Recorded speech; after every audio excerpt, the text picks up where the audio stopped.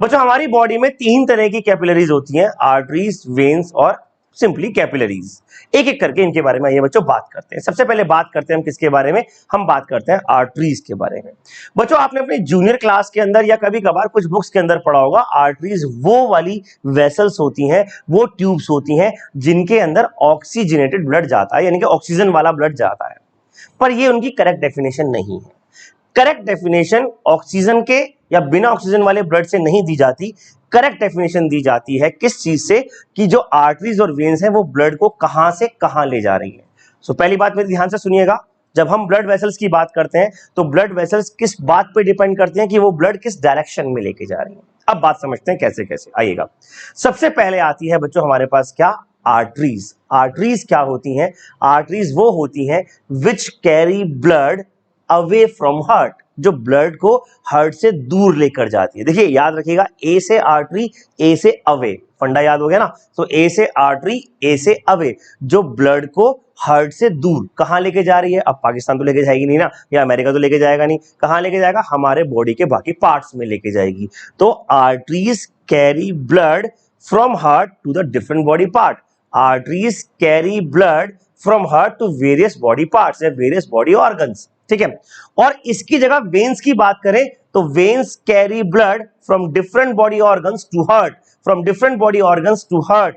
तो हार्ट तक लेकर आ रही हैं वेन्स, हार्ट से लेकर जा रही हैं आर्टरीज, हार्ट तक लेकर आ रही हैं वेन्स, और हार्ट से बाकी ऑर्गन्स में लेकर जा रही हैं आर्टरीज। ये इनकी करेक्ट डेफिनेशन है बच्चों, आपको यही याद रखनी है। बाकी बातें भी याद रखेंगे, हम आगे पढ़ेंगे भी इसके बारे में, क्या क्या हमें आर्टरीज में करवाना है, आर्टरीज में कैसे ब्लड फ्लो करता है, वेन्स में कैसे ब्लड फ्लो करता है। लेकिन करेक्ट डेफिनेशन की बात की जाए तो करेक्ट डेफिनेशन ये दोनों है। इसके बाद बात करते हैं तीसरी ब्लड वेसल्स की, जिनको हम कैपिलरीज भी कहते हैं। कैपिलरीज एक सिंपल वर्ड है, एक ऐसा वर्ड है जो हम फिजिक्स, केमिस्ट्री, बायो सब जगह यूज कर सकते हैं, नॉर्मल भाषा में भी यूज कर सकते हैं, कोई बहुत साइंटिफिक लैंग्वेज नहीं है। पर कैपिलरी होती क्या है, कोई भी पतली ट्यूब, कोई भी पतला पाइप, पतला मतलब बहुत बहुत पतला, इतना पतला जैसे हमारे बाल हैं, हमारे बाल भी एक तरह की कैपिलरीज या फाइबर्स की तरह फॉर्म होते हैं ना, कहते हैं ना हेयर फाइबर। तो वैसे बहुत बहुत पतली सी वेसल्स को कहते हैं कैपिलरीज। कैपिलरीज की खास बात क्या है कि ना तो ये अवे जाएंगी ना ये टुवर्ड्स जाएंगी, बस ये क्या करती हैं, ये आर्टरीज और वेन्स के बीच में जंक्शन प्रोवाइड कराती हैं, उन दोनों के बीच में कनेक्शन प्रोवाइड कराती है। तो we can say that the capillaries are the junction और connection between arteries and veins. Artery और वेन जहां आकर मिलेंगी उनके बीच में से मेरी फिंगर्स मिल रही है ना, इनके बीच में ये फिंगर्स, दो मेरी आर्म्स हो गई, इनके बीच में जो फिंगर्स हैं ये एक तरीके के कैपिलरीज हैं। अभी हम डायग्राम से भी समझेंगे, इसको डिटेल में भी समझेंगे। तो तीन तरह के हमारे पास चीजें हुई बच्चों, कौन कौन सी, आर्टरी जो ब्लड को कहां लेकर जा रही है, बॉडी ऑर्गन में, कहां से, हार्ट से।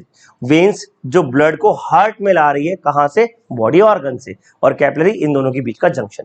अब बात करते हैं बच्चों एक एक करके इनके बारे में, इनके और डिटेल्स के बारे में, कैसे कैसे काम करती हैं। सबसे पहले हम बात करते हैं डायरेक्शन ऑफ ब्लड, जो मैंने आपको लास्ट स्लाइड में बताया कि डायरेक्शन ऑफ ब्लड क्या होगा, it take the blood, arteries will take the blood away from heart. और हम बात करें वेन्स की तो veins will take the blood towards the heart. Capillaries की बात करें तो मैंने बताया कैपिलरीज क्या है, it flow from arterioles to venules, यानी कि छोटी छोटी आर्टरी और वेन्स के बीच में जाती हैं, कनेक्शन लिंक है, इसमें आना जाना कुछ फर्क नहीं पड़ता। बात करते हैं कौन सा ब्लड लेकर जाती है। हाँ, अभी मैंने आपको बताया था कि आपने अपनी जूनियर क्लास के अंदर या बुक्स में अंदर पढ़ा होगा कि आर्टरीज वो ब्लड लेकर जाती हैं जो ऑक्सीजनेटेड ब्लड होता है। आर्टरीज वो ब्लड लेकर जाती हैं जो ऑक्सीजनेटेड ब्लड होता है, पर हमेशा नहीं। एक आर्टरी ऐसी है जो डीऑक्सीजनेटेड ब्लड भी लाती है, एक आर्टरी ऐसी है, ये वाली आर्टरी देखिएगा, ये अभी आपको दिखाता हूं, ये तो वेन्स हो गई, ये आर्टरी, ये वेन्स हो गई, ये आर्टरी तो हार्ट से दूर जा रही है, ये वाली आर्टरी है ना, हार्ट से कहां जा रही है, लंग्स में। ये वाली आर्टरी कहां जा रही है, लंग्स में। इसको बोलते हैं पल्मोनरी आर्टरी। क्या बोलते हैं, पल्मोनरी आर्टरी, जो हार्ट से लंग्स में जाती है। ये लेकर जाती है डीऑक्सीजनेटेड ब्लड, यानी कि जिसमें ऑक्सीजन नहीं होता। दो तरह के ब्लड होते हैं, ऑक्सीजनेटेड जिसमें ऑक्सीजन है, और डीऑक्सीजनेटेड जिसमें ऑक्सीजन नहीं है, क्योंकि हमारा ब्लड क्या कैरी कर रहा है, ऑक्सीजन कैरी करना है। तो जिस ब्लड के पार्ट में ऑक्सीजन है उसको हम क्या बोलते हैं, ऑक्सीजनेटेड ब्लड। तो आर्टरीज क्या लेकर जाती हैं, ऑक्सीजनेटेड ब्लड, लेकिन एक आर्टरी क्या लेकर जाती है, डीऑक्सीजनेटेड ब्लड। तो आर्टरीज ब्लड को हार्ट से दूर लेकर जा रही हैं, वेन्स ब्लड को हार्ट तक लेकर आ रही हैं, ठीक। वेन्स की बात करें तो वेन्स जनरली क्या कैरी करती हैं? वेन्स कैरी करती हैं डीऑक्सीजनेटेड ब्लड। देखिए हमारा हार्ट, सॉरी हमारा किडनी, हमारा लीवर, हमारे और ब्लड सेल्स जो मसल्स हैं, यहां से वेन्स गई और हार्ट तक ब्लड लेकर आ रही हैं, यहां से वेन्स निकली और हार्ट तक ब्लड लेकर आ रही हैं। कौन सा ब्लड? ब्लू कलर से मैंने दिखाया हुआ है डीऑक्सीजनेटेड ब्लड। ये कौन सा ब्लड है ब्लू कलर वाला? Deoxygenated blood. कौन सा ब्लड है? डीऑक्सीजनेटेड, क्योंकि हमारा जो ब्लड बिना ऑक्सीजन के होता है वो ब्लू कलर का हो जाता है। देखिए जैसे मैं आपको समझाता हूं, कभी कभार भगवान ना करे किसी को खेलते हुए, भागते हुए, साइकिलिंग करते हुए, कुछ भी करते हुए चोट लग गई। अब जब चोट लग जाती है, दरवाजे में उंगली आ गई, बहुत सिंपल सा एग्जांपल देता हूं, मान लीजिए आपके दरवाजे में उंगली आ गई, तो दरवाजे में जब उंगली आती है या आप कहीं पर चोट खा जाते हैं तो क्या होता है? उस जगह पर, उस एरिया पर जहां पर चोट लगती है, वहां नीला नीला निशान पड़ जाता है। जैसे हम कहते हैं भाई सूजन आ गई, इन्फ्लेमेशन हो गया। वो नीला निशान क्यों पड़ा? वो नीला निशान इसलिए पड़ा क्योंकि उस जगह पर ब्लड की सप्लाई रुक गई, या उस जगह पर ऑक्सीजन की सप्लाई रुक गई, और जिस जगह पर ऑक्सीजन की सप्लाई रुक जाएगी हमारी बॉडी का वो पार्ट नीला पड़ जाएगा। तो नीला क्यों पड़ा? क्योंकि डीऑक्सीजनेटेड ब्लड ब्लू कलर का होता है और ऑक्सीजन वाला ब्लड रेड कलर का होता है। तो ये अपने आप में एक अच्छा फैक्ट है, आपको याद रखना चाहिए। खैर, तो यहां पर भी मैंने क्या करा, थोड़ा सा ब्लूइश कलर से दिखाया वेन्स में, क्या? क्योंकि जो डीऑक्सीजन ब्लड है वो ब्लू कलर में दिखा रखा है और जो ऑक्सीजन ब्लड है वो रेड कलर से दिखा रखा है। तो वेन्स क्या करेंगे बच्चों? वेन्स डीऑक्सीजन ब्लड लेकर जाएंगी कहां तक? हार्ट तक। एक वेन है जो लंग से आ रही है, ये वाली एक वेन है जो लंग से हार्ट तक आ रही है। केवल एक वेन ऐसी है जो रेड कलर का ब्लड लेकर आ रही है, और वो कौन सी वेन है? वो भी पल्मोनरी वेन है। तो पल्मोनरी आर्टरी डीऑक्सीजनेटेड ब्लड लेकर जाती है और पल्मोनरी वेन ऑक्सीजनेटेड ब्लड लेकर आती है। पल्मोनरी वेन ऑक्सीजनेटेड ब्लड लेकर आती है। तो इस तरीके से ये दोनों आर्टरीज और वेन्स काम करती हैं। और अगर हम बात करें कैपिलरीज की, तो जैसे कि मैंने आपको बताया, कैपिलरीज क्या है? Junction between arteries and veins. Capillaries क्या है? Junction between arteries and when. फिर हम बात करते हैं बच्चों ब्लड प्रेशर की। आर्टरीज में ब्लड प्रेशर हाई होता है, यानी कि आपकी बॉडी का जो ब्लड प्रेशर नापते हैं ना डॉक्टर, कुछ ग्रीन सी पट्टी लगाकर फिर ऐसे ऐसे दबाते हैं, स्फिग्मो मैनोमीटर जिसे हम बोलते हैं, है ना? तो वो जो मशीन होती है वो ब्लड प्रेशर नापती है किसमें? आर्टरीज में, क्योंकि उसका ब्लड प्रेशर हाई होता है। वेन्स में ब्लड प्रेशर लो होता है। ऐसा क्यों? ऐसा इसलिए कि आर्टरीज का जो ल्यूमेन होता है वो नैरो होता है। यानी कि अगर आप दो तरह के पाइप देखें, एक जो मोटा पाइप है और एक जो पतला पाइप है, तो कौन से पाइप में पानी ज्यादा प्रेशर से बहेगा? पतले से मेरा मतलब जिसके अंदर का जो होल, यानी कि उसका जो ल्यूमेन है वो कम है, तो पतले वाले में ज्यादा पानी प्रेशर आएगा। हम दबा देते हैं तो प्रेशर बढ़ जाता है ना। तो ऐसे ही आर्टरीज के अंदर का जो ल्यूमेन है, जो जगह है अंदर की, वो कम है, तो उसमें प्रेशर ज्यादा होता है।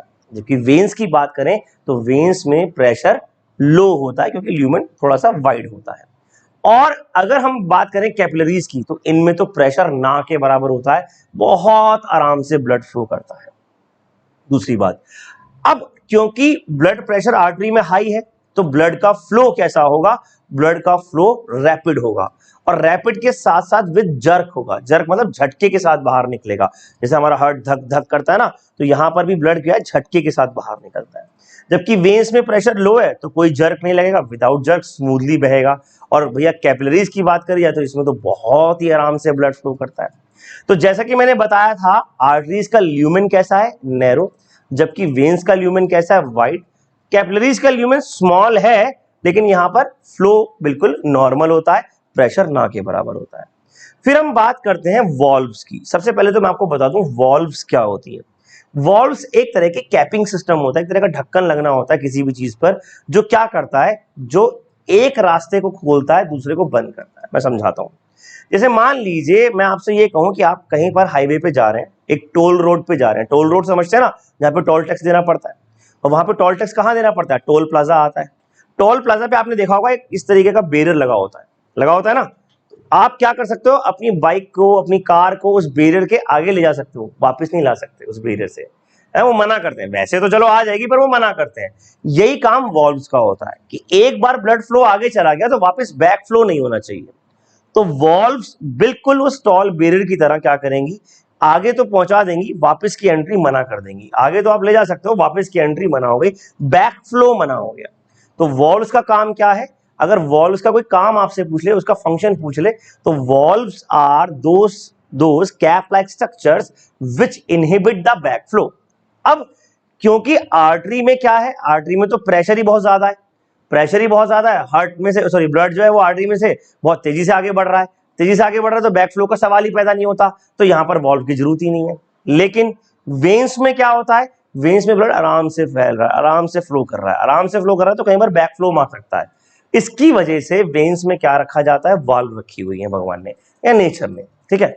तो आर्टरीज में वॉल्व्स नहीं है, वेन्स में वॉल्व्स हैं, और कैपिलरीज में भी वॉल्व्स नहीं होती, क्योंकि इसमें तो वैसे भी कोई फर्क नहीं पड़ता, बहुत पतली होती है।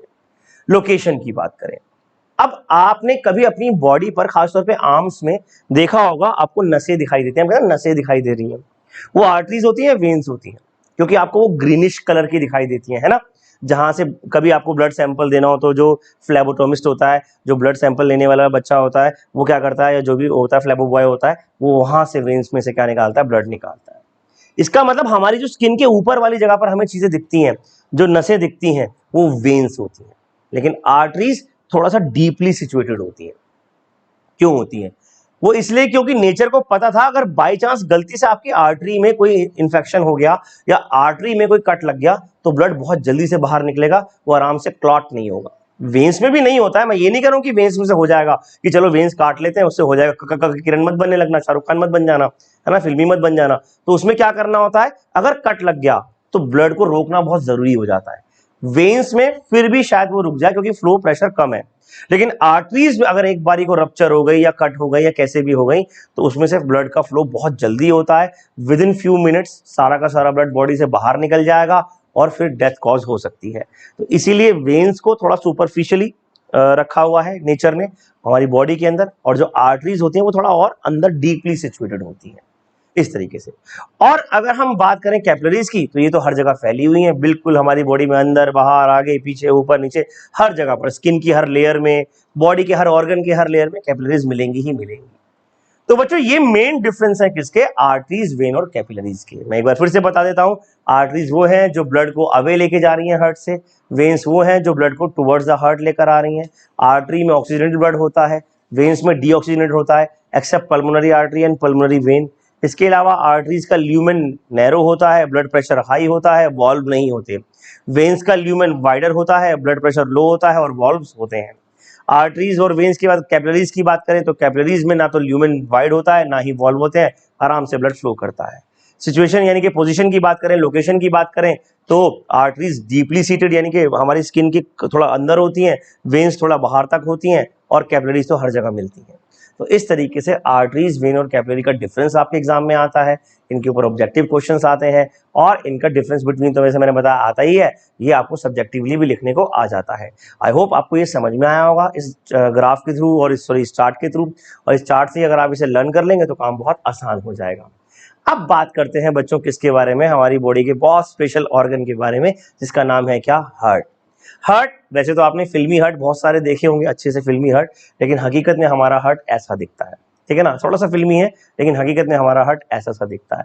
अभी ये भी एक स्कीमेटिक डायग्राम है, जब आप असली में हार्ट देखोगे तो आपको यार इतना अजीब सा हार्ट दिखता है, फिल्मों में तो बड़ा सुंदर लगता है ना। जो आप हमारी स्क्रीन पे देखो ना ये वाले हार्ट, ये तो बड़े सुंदर हार्ट है, बट वो फिल्मी हार्ट कहलाते हैं, है ना, हाइपोथेटिकल हार्ट कहलाते हैं। But this is the original type of heart और original diagram of heart. Heart है क्या, क्या काम करता है, कहते हैं कि हार्ट, जब हम सोचते हैं तो हार्ट बीट बढ़ जाती है, गुस्से में होते हैं बढ़ जाती है नो डाउट, या हम एक्साइटेड होते हैं तो भी हार्ट प्रेशर होता है, ठीक है। लेकिन हार्ट का काम सोचने का नहीं है, हार्ट का केवल एक ही काम है, पंपिंग का। वो हमारी बॉडी का पंपिंग ऑर्गन है जो ब्लड को पंप कर रहा है। जैसे हमारे घर में मोटर पंप लगा होता है, घरों में लगा होता है, फैक्ट्रीज में लगा होता है, या आपने नाम सुना होगा समरसेबल करके एक चीज होती है जो वाटर को नीचे, ग्राउंड वाटर को ऊपर तक लाने में मदद करता है, तो उसका काम क्या है, पंपिंग का काम है। ऐसे ही हमारा जो हार्ट है इसका भी काम क्या है, इसका पंपिंग का काम है बच्चों। ये क्या है, ये एक होलो मस्कुलर ऑर्गन है जो नॉन स्टॉप बीट करता रहता है, धक धक धक धक करता रहता है पूरी लाइफ में आपकी, जब से आप पैदा होते हैं और लाइफ के आखिरी सेकंड तक हार्ट हमारा काम करता रहता है। और मजे की बात है उसके बाद भी थोड़ी देर तक काम करता रहता है।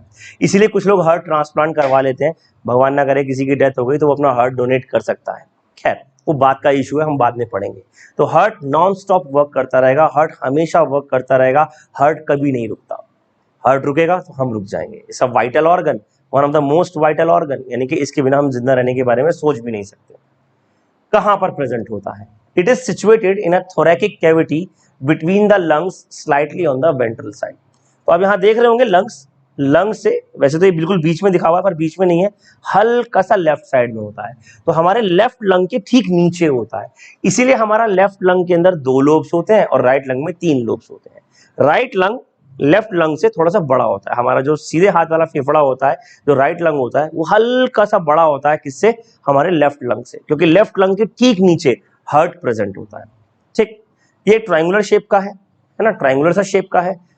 ये ऊपर से ब्रॉड है, सुपीरियर ब्रॉड पोर्शन, और हल्का सा टिल्टेड है टुवर्ड्स द राइट साइड। और लोअर पोर्शन कैसा है? लोअर पोर्शन थोड़ा सा नैरो है। हार्ट को कवर करने वाली जो लेयर्स होती हैं, हार्ट को जो लेयर्स कवर करती हैं, हार्ट की जो कवरिंग होती है, उनको बोलते हैं पेरिकार्डियल मेम्ब्रेन। देखिए जहां भी वर्ड आएगा, आप कभी भी आज के बाद वर्ड समझेंगे कार्डियक, CARDIA, कार्डिया। तो कार्डिया का मतलब क्या है? हार्ट। जैसे डॉक्टर्स होते हैं कार्डियोलॉजिस्ट, हार्ट के डॉक्टर, तो हार्ट के लिए बायोलॉजिकल नेम क्या है? कार्डिया। तो उसकी जो मेम्ब्रेन है वो क्या कहलाएगी? Pericardial membrane. क्या कहलाएगी? Pericardial membrane. अब बच्चों आइए हार्ट के स्ट्रक्चर को ढंग से समझते हैं। हार्ट का स्ट्रक्चर कैसा होता है? देखिए इस तरीके से आपका हार्ट जो होता है वो अंदर से और बाहर से दिखता है। कैसे दिखता है? हमारा जो हार्ट है एक्सटर्नली वो 4 चैम्बर्स में डिवाइड होता है। 4 चैम्बर आपको दिखाई दे रहे होंगे, ऊपर वाले 2 ये छोटे छोटे चैम्बर और नीचे वाले 2 बड़े बड़े चैम्बर। जो ब्लू कलर से चीजें अंदर आ रही हैं वो ब्लू कलर क्या है? Deoxygenated blood. और ये रेड कलर वाला ब्लड क्या है? Oxygenated blood. ठीक है, तो आप देख सकते हैं कि राइट साइड ऑफ हार्ट में डीऑक्सीजन ब्लड है और लेफ्ट साइड ऑफ हार्ट में सिर्फ ऑक्सीजनेटेड ब्लड है। खैर ये भी बात की बात है, लेकिन फिर भी डायग्राम था तो मैंने आपको बताया। तो हमारा हार्ट कितने चैम्बर में है? 4 चैम्बर। जो ऊपर वाले 2 चैम्बर होते हैं बच्चों हार्ट के, वो कहलाते हैं right atrium and left atrium. इनको एट्रियम या ऑरिकुलर भी कहा जाता है। एट्रियम या ऑरिकुलर भी कहा जाता है, दोनों नाम है इनके, राइट एट्रियम और राइट ऑरिकुलर, लेफ्ट एट्रियम और लेफ्ट ऑरिकुलर। ये क्या करते हैं? Auricular part of heart is smaller, its walls are thin and divided into 2 left and right auricular. इनके जो बीच में इनका डिवीजन है, जो दीवार है, जो राइट एट्रियम और लेफ्ट एट्रियम को आपस में डिवाइड करती है, उस दीवार का नाम होता है इंटर ऑरिकुलर सल्कस। क्या नाम होता है? Inter auricular sulcus. बच्चों इस दीवार में जब हल्का सा होल हो जाता है, इस दीवार में जब हल्का सा होल हो जाता है तो उस डिजीज को बोलते हैं दिल का छेद। कहते हैं ना किसी के दिल में छेद था, वो बेचारा बच नहीं पाया, वो इस दीवार में गड़बड़ होने की वजह से होता है। खैर होना भगवान करे किसी को, बट हमें अगर डॉक्टर बनना है, हमें अच्छे आगे साइंस समझनी है तो हमें पता होना चाहिए। फिर नीचे के ये जो 2 पार्ट आते हैं इन्हें बोलते हैं वेंट्रिकल्स। क्या बोलते हैं? वेंट्रिकल्स। वेंट्रिकल भी 2 है, right ventricle, left ventricle. Ventricle का साइज बड़ा है, किससे? एट्रियम से। तो हमारे हार्ट में 4 चैम्बर हुए, 2 ऑरिकल या atrium, right and left auricle, 2 ventricle, right और लेफ्ट वेंट्रिकल। इस तरीके से जैसे ऑरिकल को जो दीवार डिवाइड कर रही है उसका नाम है इंटर ऑरिकुलर सेप्टम या सल्कस, ऐसे ही इसको सेप्टम भी बोलते हैं, हाँ याद रखिएगा, इंटर ऑरिकुलर सल्कस और inter auricular septum. Septum division, sulcus is the main word, septum भी लिखा हुआ मिल सकता है आपको बुक्स में, तो घबराना नहीं है। ठीक है, इसके बाद आया क्या? वेंट्रिकल। तो वेंट्रिकल भी 2 पार्ट में डिवाइड है, राइट और लेफ्ट। और जो बीच की ये दीवार है, ये वाली जो बीच की दीवार देख रहे हैं ना, इस दीवार का नाम है क्या? इस दीवार का नाम है बच्चों इंटरवेंट्रिकुलर सल्कस। क्या नाम है इसका? Interventricular sulcus. ठीक है, तो इंटर ऑरिकुलर सल्कस 2 ऑरिकल को डिवाइड कर रही है, इंटरवेंट्रिकुलर सल्कस 2 वेंट्रिकल को डिवाइड कर रही है। बहुत सिंपल सा नाम हो गया। तो हार्ट में कितने चैम्बर हो गए? 4 चैम्बर। कौन कौन से? Right and left auricle, right and left ventricle. अब हार्ट के इंटरनल स्ट्रक्चर की बात करते हैं। डरिएगा मत, हमारा ये हार्ट है। अजीब सा लग रहा है पर सच में हमारा हार्ट है और बहुत अच्छा काम करता है। अंदर से अगर बात की जाए तो राइट ऑरिकल की बात करते हैं पहले। It is the right upper chamber. ये ऊपर वाला चैम्बर है, दिख रहा है? ये वाला, ये देखिए छोटा सा बेचारा है ना, राइट अपर चैम्बर हार्ट का। ये रिसीव करता है डीऑक्सीजनेटेड ब्लड। देखो इसमें ब्लू कलर का ब्लड आ रहा है ना, ये देखो ये ब्लू कलर का ब्लड आ रहा है ना। तो ब्लू कलर मतलब क्या हो गया? अभी मैंने बताया वो वाला ब्लड जिसमें ऑक्सीजन नहीं है। तो इसके पास कौन सा ब्लड आया? जिसमें ऑक्सीजन नहीं है। अच्छा कौन लेकर आएगा? वेन्स लेकर आएंगे, है ना। तो it receive the deoxygenated blood, और कहां से आएगा? पूरी बॉडी से। बॉडी ने ब्लड में से ऑक्सीजन यूज कर ली और वापस हार्ट को भेज दी, बॉडी ने ब्लड से ऑक्सीजन यूज करी और वापस हार्ट को भेज दी। कहां पर भेज दी? राइट ऑरिकल में। राइट ऑरिकल में जो वेन्स ब्लड को लेकर आती हैं, बहुत ध्यान से सुनिएगा, बहुत मजेदार चीज बता रहा हूं। राइट ऑरिकल में जो वेन्स ब्लड को लेकर आती हैं वो तीन मेन वेन्स होती हैं। कौन कौन सी तीन मेन वेन्स होती हैं? एक जिसका नाम होता है सुपीरियर वेना केवा, दूसरा जिसका नाम होता है इंफीरियर वेना केवा, और तीसरा जिसका नाम होता है कोरोनरी साइनस। कोर्स में नहीं है, मैं फिर भी बताता हूं। जो ये सुपीरियर वेना केवा है, ये आपके ऊपर वाले हिस्से, गर्दन से ऊपर तक के हिस्से का ब्लड हार्ट तक लेकर जाती है। जो इंफीरियर वेना केवा है वो आपके टो से लेकर यहां तक के हिस्से को, ब्लड को जो है वो हार्ट तक लेकर जाती है। और जो कोरोनरी साइनस तीसरी वाली वेन है, ये खुद हार्ट का ब्लड ही हार्ट को, भाई हार्ट को भी तो चाहिए। मान लो मैं तुमसे ये कहता हूं कि तुम्हारे घर में खाना कौन बनाता है? मम्मी सबको खाना देती है, भाई मम्मी को भी तो खाना चाहिए ना। ऐसी ब्लड को भी तो हार्ट को भी तो ब्लड चाहिए। तो जो हार्ट का ब्लड होता है वो कौन लेकर जाता है? Coronary sinus. अब इनकी एक और खास बात बताता हूं बच्चों आपको। अगर इन तीनों में से किसी भी एक में, खास तौर पर सुपीरियर इंफीरियर वेना केवा में ब्लॉकेज हो जाए या कोरोनरी साइनस में ब्लॉकेज हो जाए, तो उससे हार्ट अटैक हो जाता है। जो कहते हैं ना कि हार्ट ब्लॉक हो गया या वेन्स ब्लॉक हो गई, वो यही तीन वेन्स होती हैं जो बहुत इंपॉर्टेंट होती हैं। इनका ब्लॉकेज बहुत खतरनाक होता है। जो किसकी वजह से हो जाता है? कोलेस्ट्रॉल ज्यादा लेने की वजह से, फैट बढ़ने की वजह से, या स्ट्रेस लेने की वजह से। इसलिए लाइफ में तीन चीजें कतई नहीं लेनी चाहिए। क्या? बहुत ज्यादा फैट, फैट जरूरी है पर एक लिमिट से ज्यादा जरूरी नहीं है, यानी कि उतना खाइए जितना आप उसको हजम कर सकें, पचा सकें। दूसरी चीज, खुश रहिए। स्ट्रेस तीसरी चीज बिल्कुल मत लीजिए। स्ट्रेस लोगे तो ब्रेन में तो असर होगा ही होगा, हार्ट पे भी असर होगा। हालांकि हार्ट का काम सोचने का नहीं है, पर बेचारे का काम बहुत सारा है, तो स्ट्रेस नहीं देने का है। ठीक। अब इसके बाद जो ये राइट ऑरिकल है, यहां से ब्लड नीचे जाता है। राइट ऑरिकल से ब्लड नीचे जाता है। राइट ऑरिकल से कहां जाता है? राइट वेंट्रिकल में, जिसके बारे में हम बाद में बात करेंगे। लेकिन कैसे जाता है? इसमें एक ढक्कन लगा होता है जिसका नाम होता है, वॉल्व आ गई ना, फिर से वॉल्व आ गई, तो वॉल्व क्या करेगी? बैकफ्लो को रोकेगी। इसका नाम होता है ट्राइकस्पिड वॉल्व। तो राइट ऑरिकल में और राइट वेंट्रिकल के बीच में क्या लगा हुआ है? एक वॉल्व लगा हुआ है, इसका नाम है ट्राइकस्पिड वॉल्व। अब आते हैं लेफ्ट ऑरिकल पे। ये वाला छोटा सा चैम्बर, लेफ्ट ऑरिकल।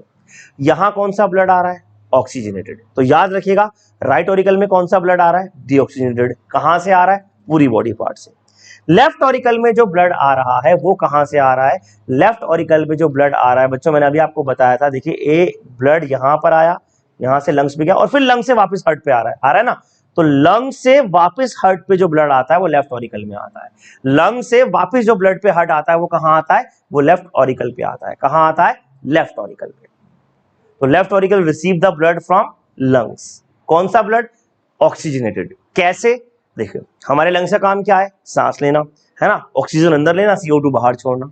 तो जो ब्लड लंग से पास होकर आएगा उसमें ऑक्सीजन मिक्स होकर आएगी और वो कहां आएगा? लेफ्ट ऑरिकल में। तो बात समझ में आ रही है? दो ऑरिकल्स है, राइट ऑरिकल जो कि नीला ब्लड यानी कि डीऑक्सीजन ब्लड लेगा, लेफ्ट ऑरिकल जो कि लाल यानी कि ऑक्सीजन ब्लड लेगा।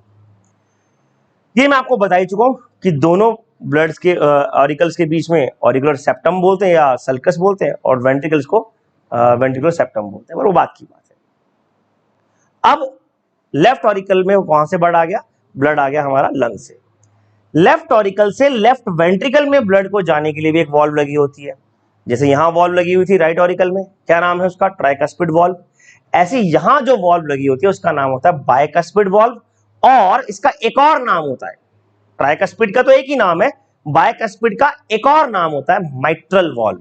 तो ये कंपटीशन में भी क्वेश्चन आया हुआ है और बोर्ड में भी आता है। The bicuspid valve is also known as mitral valve, scientist के नाम पर जिन्होंने ढूंढा था, तो mitral valve.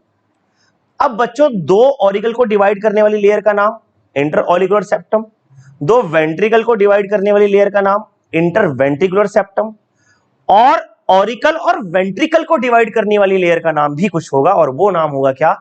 Auricular ventricular septum.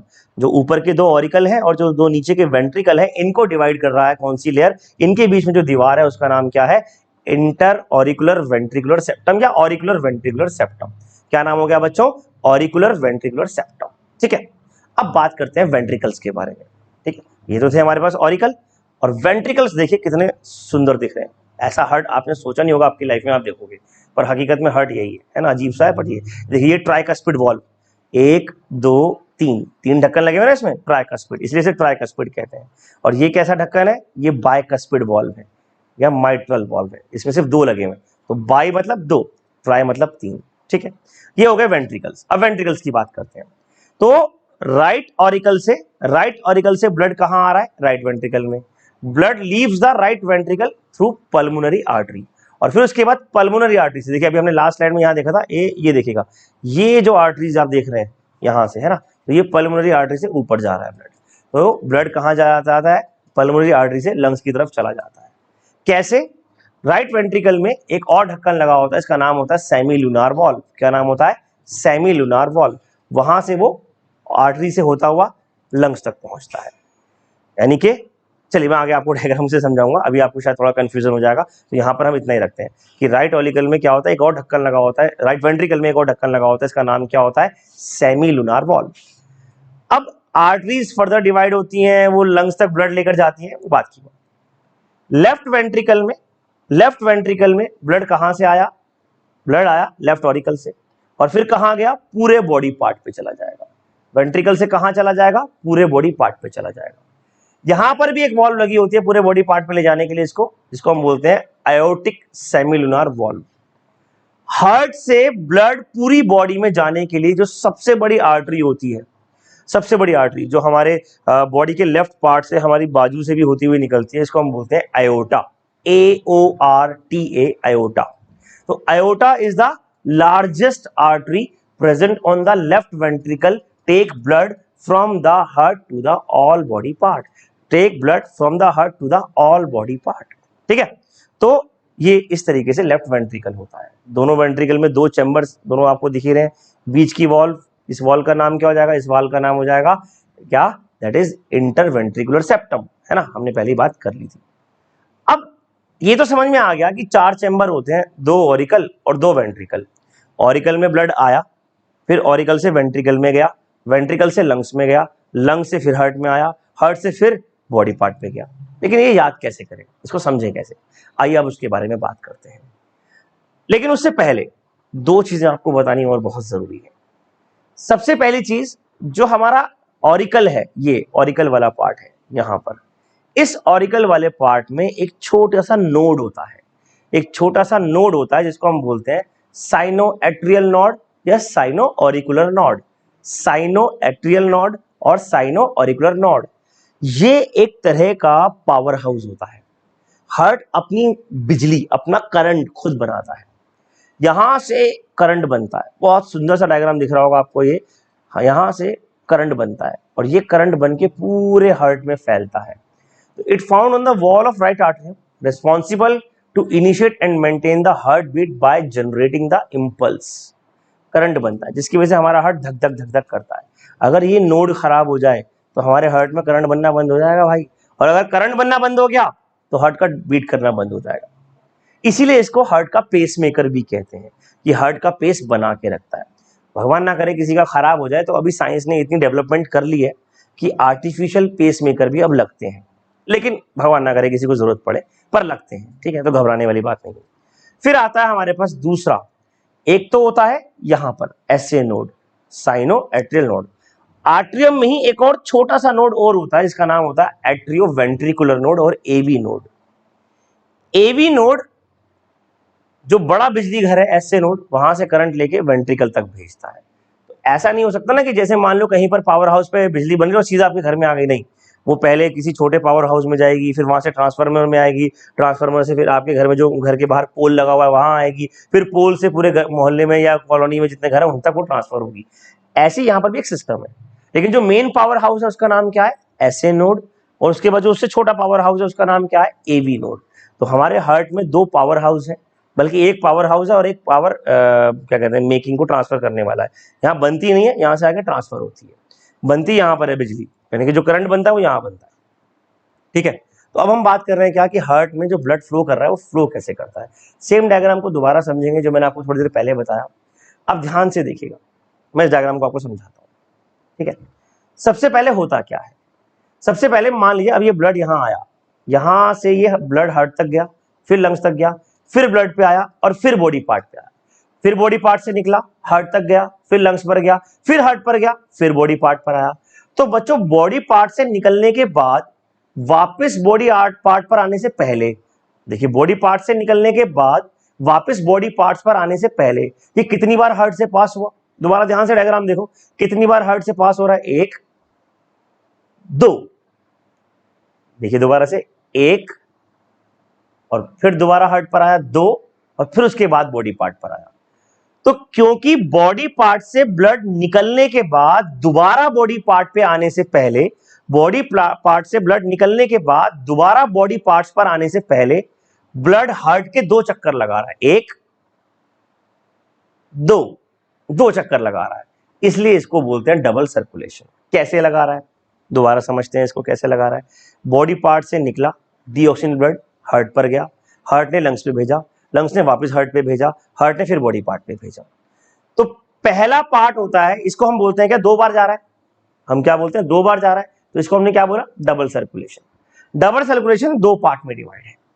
पहला सिस्टमिक सर्कुलेशन, इसमें क्या होता है, in this blood complete it's circulation from left ventricle, ये अभी आएगा, रुको रुको रुको, अब आया लेफ्ट वेंट्रिकल से बॉडी पार्ट, बॉडी पार्ट से राइट ऑरिकल, लेफ्ट वेंट्रिकल से बॉडी पार्ट, बॉडी पार्ट से राइट ऑरिकल, ठीक।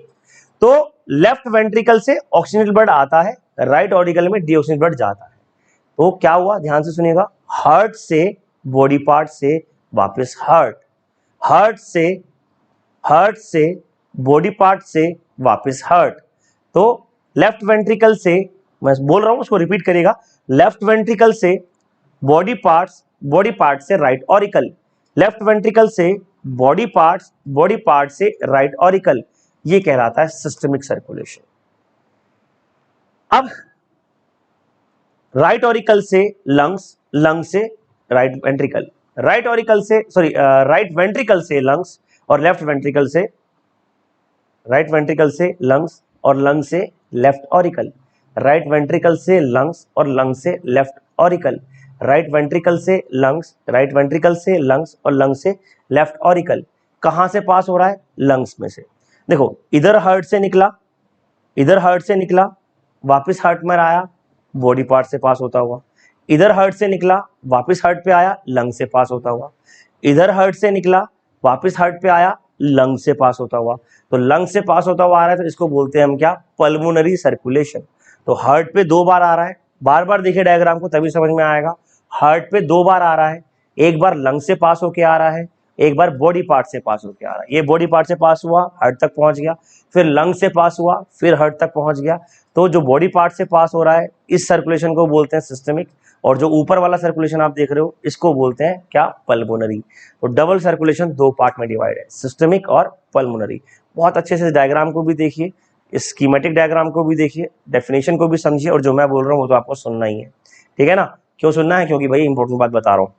तो हमारे पास सिस्टमिक सर्कुलेशन क्या हुआ, heart, body part, heart, pulmonary heart, lungs, heart, left ventricle, body part, right auricle, right ventricle, lungs, left auricle, इस तरीके से। तो ये कहलाता है क्या, डबल सर्कुलेशन। हमारे क्योंकि हार्ट में 4 चैम्बर होते हैं, इसीलिए डबल सर्कुलेशन होता है।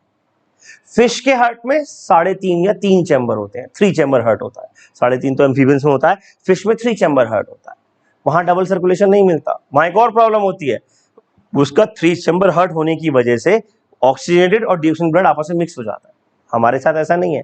हमने अभी तक क्या देखा था, हमने अभी तक यही तो देखा था कि जो हमारा हार्ट है, एक साइड पे ब्लू ब्लड है, एक साइड पे रेड ब्लड है, एक साइड पे ब्लू ब्लड है, एक साइड पे रेड ब्लड है। हमारे हार्ट डायग्राम में आप देखेंगे तो एक साइड पे ब्लू ब्लड है, एक साइड पे रेड ब्लड है।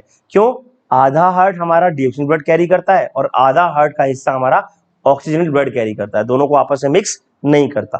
तो जो ऑक्सीजनेटेड है वो ऑक्सीजनेटेड रहेगा, जो डीऑक्सीजनेटेड है वो डीऑक्सीजनेटेड रहेगा, दोनों आपस में मिक्स नहीं होंगे। ये होता है।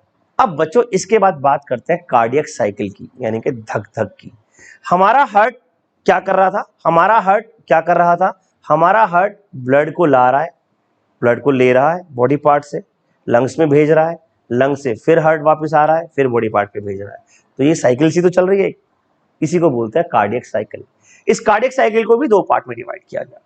The rhythmic sequence of events which take place during the each heart beat and repeat several times interval is called cardiac cycle and can be divided into 2 steps. जैसे हमने डबल सर्कुलेशन को दो part में divide करा, systemic और pulmonary, ऐसे ही हम heart cycle को भी दो पार्ट में डिवाइड कर सकते हैं। कैसे का देखिएगा, सिस्टोल पहला पार्ट आता है systole. The contraction of heart is called systole. During contraction of heart, जब हार्ट पूरा का पूरा कॉन्ट्रैक्ट हो जाएगा तो सारा ब्लड बाहर निकल जाएगा। तो सिस्टोल में क्या हो रहा है, सारा ब्लड बाहर निकल रहा है। सिस्टोल में क्या हो रहा है, सारा ब्लड बाहर निकल रहा है। आर्टेरियल सिस्टोल, वेंट्रिकुलर सिस्टोल, दोनों में से ब्लड बाहर निकला, अपनी अपनी जगह पर पहुंच गया। दोनों में से ब्लड बाहर निकला, अपनी अपनी जगह पर पहुंच गया। डायस्टोल क्या होता है, जब हार्ट रिलैक्स होता है उसमें ब्लड आता है। तो ब्लड का हार्ट से बाहर निकलना सिस्टोल, ब्लड का हार्ट के अंदर आना डायस्टोल। कॉन्ट्रैक्ट हुआ सिस्टोल, रिलैक्स हुआ डायस्टोल। कॉन्ट्रैक्ट हो गया, जैसे आपने स्पंज में पानी भरा और स्पंज को कॉन्ट्रैक्ट कर दिया तो क्या होगा, पानी बाहर निकल जाएगा। फिर उसी स्पंज को आप वापस रिलैक्स करके पानी में डाल दो तो एब्जॉर्ब कर लेगा। यही काम हमारा हार्ट कर रहा है। तो वो जब कॉन्ट्रैक्ट करता है तो सिस्टोल बोलते हैं, रिलैक्स करता है तो डायस्टोल बोलते हैं। Contract relax, contract relax, contract relax, और इसी को बोलते हैं क्या, हार्ट बीट। धक धक धक धक, तो contract relax, contract relax, contract relax. तो rhythmic contraction and expansion of heart is called heartbeat. Heartbeat in human is 72 times in a minute. एक मिनट में 72 बार 72 टाइम आपका हार्ट धड़क जाता है, यानी कि 0.8 सेकंड्स लगते हैं। 0.8, एक सेकंड भी पूरा नहीं लगता हार्ट को अपनी एक साइकिल पूरी करने में, और इसको हम बोलते हैं क्या, हार्ट बीट। हार्ट की जो साउंड होती है, जो धक धक आप सुनते हो, इंग्लिश में उसको दो साउंड्स के नाम दिए गए, लब एंड डब। लब डब, लब डब। जो आपको डॉक्टर ऐसे स्टेथोस्कोप लगा के देखता है ना, और वो सुनता है धक धक धक धक धक धक, दिस इज कॉल्ड स्टेथोस्कोप। क्या कहते हैं इसको, स्टेथोस्कोप, जिससे हार्ट बीट सुनाई देती है। तो लब कब हुआ, जब कॉन्ट्रैक्ट हुआ। डब कब हुआ, जब वो रिलैक्स हुआ। Contract relax, contract relax. ये आपका जो हार्ट आप देख रहे हैं ना, ये वाला जो मैंने डायग्राम दिखाया यहाँ पर, ये ओरिजिनल हार्ट है। तो आपका जो हार्ट दिखता है ओरिजिनल, वो ऐसा दिखता है आपकी बॉडी के अंदर, ओरिजिनल साफ सुथरा हार्ट। और अगर आपने ज्यादा पॉल्यूशन में रहते हो, ज्यादा आप खाना अच्छा नहीं खाते हो, तो ये उतना ब्लैक होता जाएगा, इनके कलर ब्राउन ज्यादा होता जाएगा, तो वो आपका गंदा होता जाएगा हार्ट, दिक्कत आएगी। ये बड़ा हेल्दी हार्ट है जो आप देख रहे हो, this is healthy heart diagram. ठीक, अब हमने कहा कि जब ब्लड सिस्टोल करेगा, कॉन्ट्रैक्ट करेगा, डायस्टोल करेगा, रिलैक्स करेगा। सिस्टोल और डायस्टोल दोनों में ही वो क्या करता है, दोनों में ही वो प्रेशर क्रिएट करता है। जो सिस्टोल की वजह से प्रेशर बनता है, कॉन्ट्रैक्शन की वजह से प्रेशर बनता है, उसको बोलते हैं सिस्टोलिक ब्लड प्रेशर। क्या बोलते हैं, सिस्टोलिक ब्लड प्रेशर। और वो होता है 120 mm of Hg हाई। इससे ऊपर हो गया तो दिक्कत, इससे कम हुआ तो दिक्कत। तो एक ब्लड प्रेशर होता है हमारा 120 mm Hg, और जब ब्लड रिलैक्स करता है तो हमारा जो ब्लड प्रेशर होता है वो कितना होता है, वो होता है बच्चों 80 mm of Hg। कितना होता है, 80 mm of Hg। यहां पर आप एक मीटर देख रहे हैं, ये जो आप एक चीज देख रहे हैं, जब हम इस तरीके से पट्टी सी बांधते हैं हाथों पे, आयोटा पर, और उसके बाद उसमें प्रेशर क्रिएट करते हैं, तो उससे इस मीटर के अंदर रीडिंग आती है।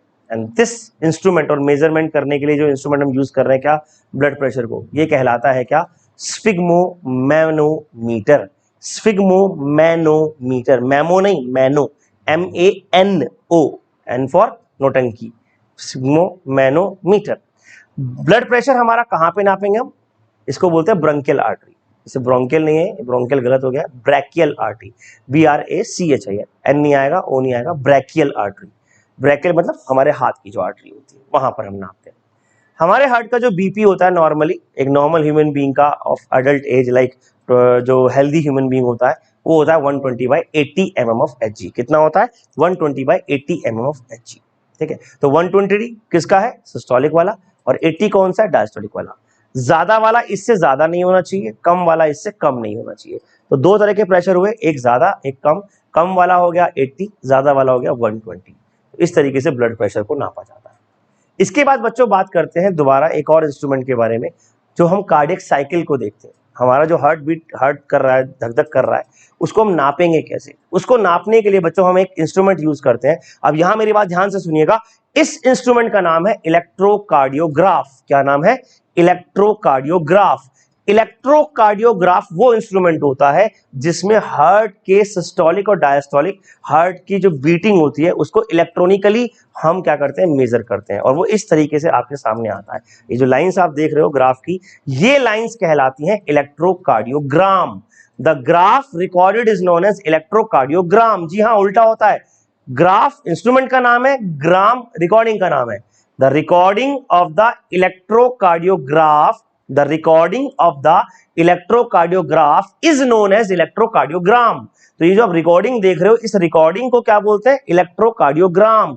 और ईसीजी सबसे पहले इसको किसने रिकॉर्ड किया था, वेलर नाम के साइंटिस्ट ने रिकॉर्ड किया था, और ये आज तक यही चला आ रहा है। आपकी हार्ट बीट इस तरीके से होती है, इसमें अलग अलग पीक्स आती हैं। ये पीक्स आपके कोर्स में नहीं है, आप इसको हायर क्लास में पढ़ेंगे, PQRS पीक्स कहते हैं इनको। तो ये हार्ट बीट की जो पीक्स आ रही हैं, ये एक आपके हेल्दी हार्ट की निशानी होती है।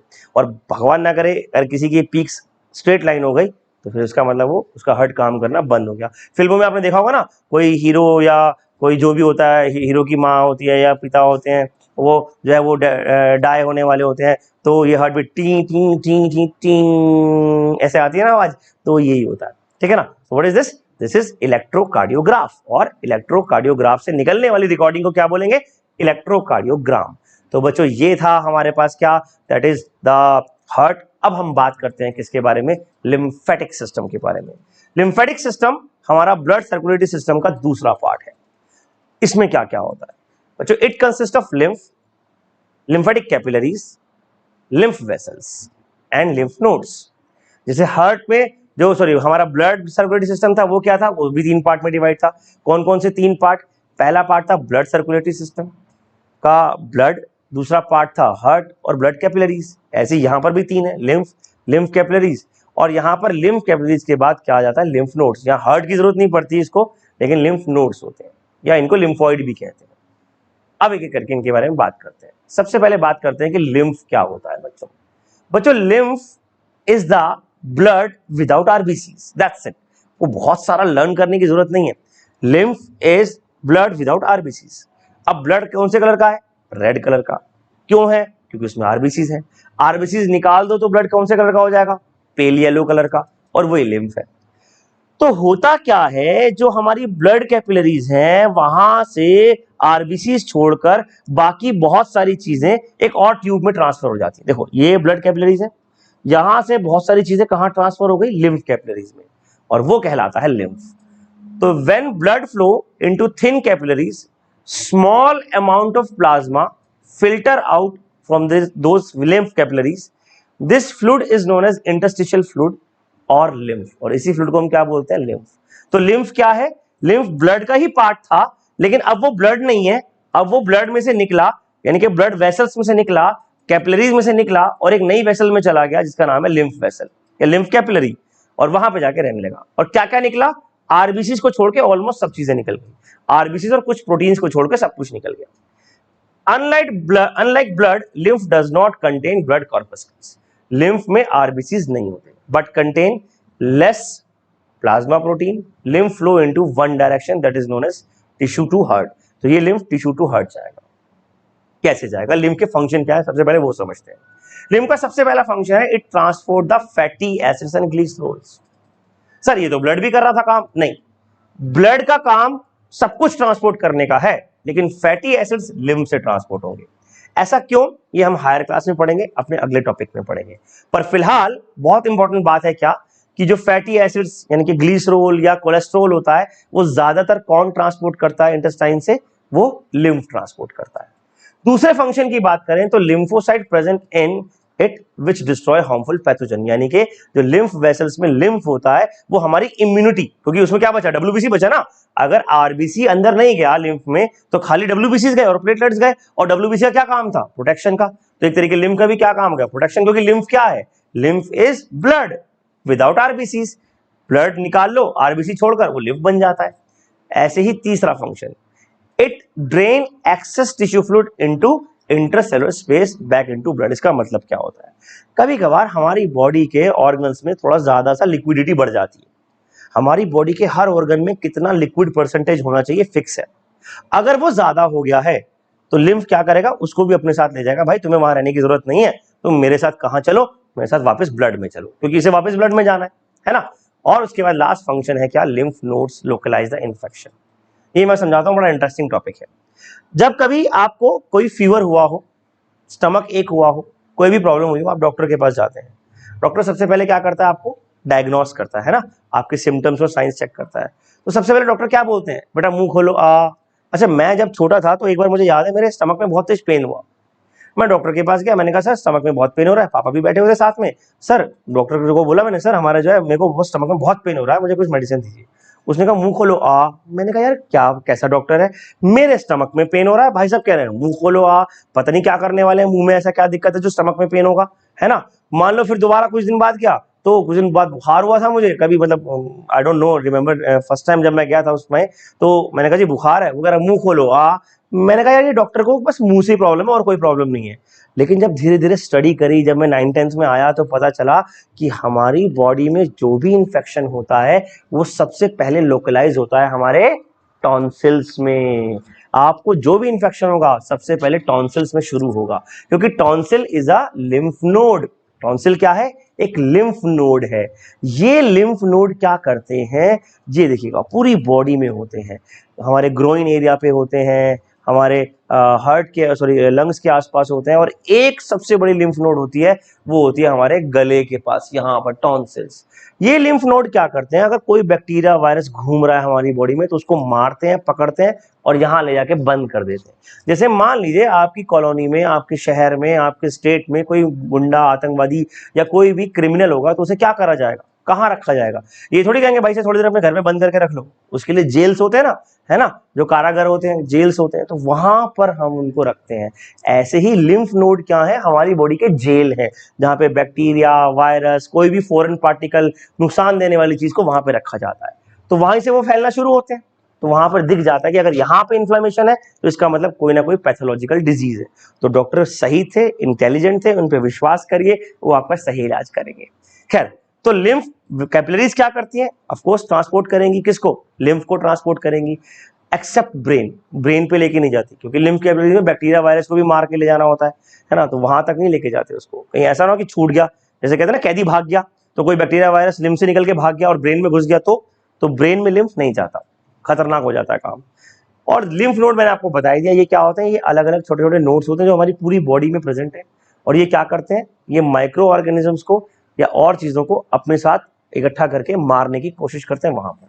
और इसीलिए सबसे ज्यादा बीमारी भी इन्हीं जगहों पर दिखती है हमें, क्योंकि यही अटैक को जो है, जो डिफेंस सिस्टम है वो यही कर रहा है, अटैक को रोकने का काम किसका। अच्छा देखो, मान लो मैं तुमसे पूछूं कि भाई अगर मान लो हमारे देश पे हमला हो जाए किसी दूसरे देश का, तो सबसे ज्यादा लड़ाई कहां पर होगी, आपके घर पे, मेरे घर पे, आपके स्कूल में, कहां पर। अब वो सर कैसी बात करो, बॉर्डर पे होगी। तो बॉर्डर वो जगह है ना जहां पर हमारे जो सोल्जर्स हैं वो लड़ रहे हैं। ऐसी लिम्फ नोड वो जगह है जहां पर हमारे सोल्जर्स यानी कि हमारा लिम्फ लड़ रहा है, किससे, बैक्टीरिया से। तो वहीं पे सबसे ज्यादा आपको गोला बारूद, इन्फेक्शन दिखाई देगा। तो वो चाहे ग्रोइन एरिया हो, चाहे वो हमारा चेस्ट एरिया हो, चाहे वो हमारा टॉन्सिल एरिया हो, वहां पर वो प्रेजेंट होते हैं। अब बच्चों सबसे मेन डिफरेंस लिम्फ और ब्लड में एक बार पढ़ लेते हैं क्या क्या होता है। तो हमने कहा था ब्लड क्या है, ब्लड सर्कुलेटरी सिस्टम, और लिम्फ क्या बनाता है, लिम्फ सर्कुलेटरी सिस्टम। ब्लड में आरबीसीज होते हैं, रेड कलर का होता है, लिम्फ में आरबीसीज नहीं होते, इसलिए पेल येलो कलर या कलरलेस होता है। ब्लड कंटेन प्लाज्मा, आरबीसीज, डब्ल्यूबीसीज, प्लेटलेट्स, जबकि lymph contain only plasma and डब्ल्यूबीसीज। ये एल एक्स्ट्रा लग गया है, plasma and WBC, typographical mistake है। फ्लो कहां होगा, ब्लड फ्लो होता है आर्टरीज में, वेन्स में, ब्लड कैपिलरीज में। लिम्फ कहां फ्लो होगा, ऑफ कोर्स लिम्फ वेसल्स में और लिम्फ कैपिलरीज में। इसका फ्लो चाहे वेन्स हो चाहे आर्टरी हो, एज कंपेयर टू लिम्फ थोड़ा रैपिड होता है, लिम्फ का फ्लो थोड़ा हल्का हल्का होता है। It mainly transport material from one organ to another in the body, जबकि लिम्फ का काम क्या है, it conveys material from tissue into the blood. ये टिश्यू से ब्लड तक लेके जा रहा है, बाकी ब्लड फिर कहां ले जाएगा वो ब्लड की इच्छा है। तो इस तरीके से लिम्फ और ब्लड वेसल्स के बीच में डिफरेंस आता है। आई होप आपको लिम्फ तो समझ में आ ही होगा और दोनों का डिफरेंस भी आपको समझ में आ गया होगा। सो बच्चों, that's all about the circulatory system in the human beings. I hope आपको समझ में आया होगा कैसे कैसे ह्यूमन बींग्स जो है अपना सर्कुलेटरी सिस्टम फॉलो करते हैं, ब्लड सर्कुलेटरी सिस्टम हो या लिम्फ सर्कुलेटरी सिस्टम हो। और इसे फॉलो करने के बाद आपको समझ में आ गया होगा कैसे कैसे हमारा हार्ट काम करता है, हमारी इम्यूनिटी कैसे काम करती है, ब्लड वेसल्स क्या होती हैं, लिम्फ वेसल्स क्या होती हैं, डब्ल्यूबीसीज, आरबीसीज और प्लेटलेट्स के क्या फंक्शन है, ये सब आपको समझ में आया होगा। फिर भी कोई क्वेरी होती है, कोई भी प्रॉब्लम होती है, तो you can contact me at my number, और यू कैन मेल मी, और you can ask any other question related to the topic. I am always there for you people to help you out. I hope you enjoy the lecture. That's all for today. Thank you very much, students.